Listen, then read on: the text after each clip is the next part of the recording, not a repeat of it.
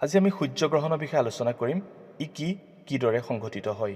ধৰি লোৱা তুমি এদিন বাহিৰলৈ ওলাই গৈছা, তেনেকুৱাতে দেখিছা হঠাতে আন্ধাৰ নামি আহিছে, আকাশৰ পৰা যেন সূৰ্যটো নাইকিয়া হৈ গৈছে।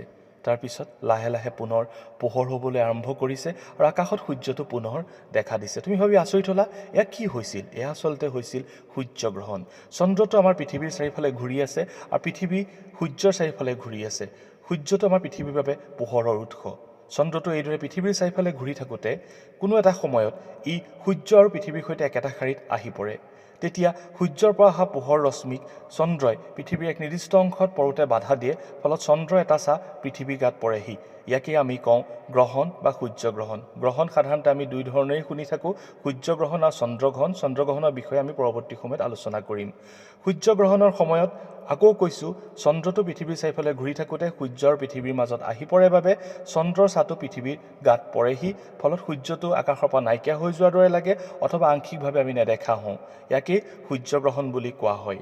সূৰ্যগ্ৰহণৰ সময়ত চন্দ্ৰটো পৃথিৱী আৰু সূৰ্যৰ মাজত একেটা শাৰীতে আহি পৰে। তাৰ বাহিৰে আৰু আন কোনো ধৰণৰ পৰিৱৰ্তন নহয়। আমাৰ সাধাৰণ ধাৰণাৰ অনুযায়ী আমি ভাবোঁ যে সূৰ্যগ্ৰহণৰ সময়ত কিজানি সূৰ্যটোৰ কোনো ধৰণৰ ধৰ্মৰ পৰিৱৰ্তন হয়। আচলতে এয়া ভুল ধাৰণা। সূৰ্যটোৰ যি বিকিৰণ, সূৰ্যটোৰ যি ধৰ্ম একেই থাকে। কিন্তু আমি সূৰ্যগ্ৰহণৰ সময়ত আকাশলৈ চাওঁতে নিৰ্দিষ্টভাৱে তৈয়াৰী গ্লাছৰ জৰিয়তেহে চাব লাগে, অন্যথা আমাৰ চকুৰ বাবে ই অপকাৰী হৈ উঠিব পাৰে। সূৰ্যগ্ৰহণৰ সময়তেই নহয়, আন সময়তো সূৰ্যলৈ আমি পোনপটীয়াকৈ চাব নালাগে।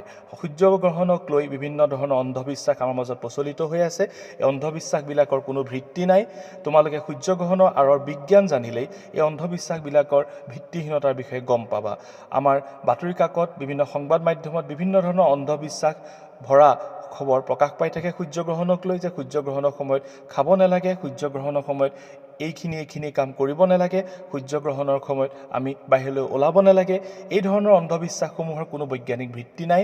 এইসমূহ তোমালোকে কেতিয়াও বিশ্বাস নকৰিবা। আমি সূৰ্যগ্ৰহণৰ সময়ত ব্যক্তিগতভাৱে বাহিৰত ওলাই খাদ্য গ্ৰহণ কৰি থৈছোঁ, আমাৰ কোনো অপকাৰ হোৱা নাই। সূৰ্যগ্ৰহণৰ বিষয়ে অথবা চন্দ্ৰগ্ৰহণৰ বিষয়ে পৰৱৰ্তী সময়ত তোমালোকক বিস্তৃত ৰূপত ব্যাখ্যা আগবঢ়োৱা হ'ব। ধন্যবাদ।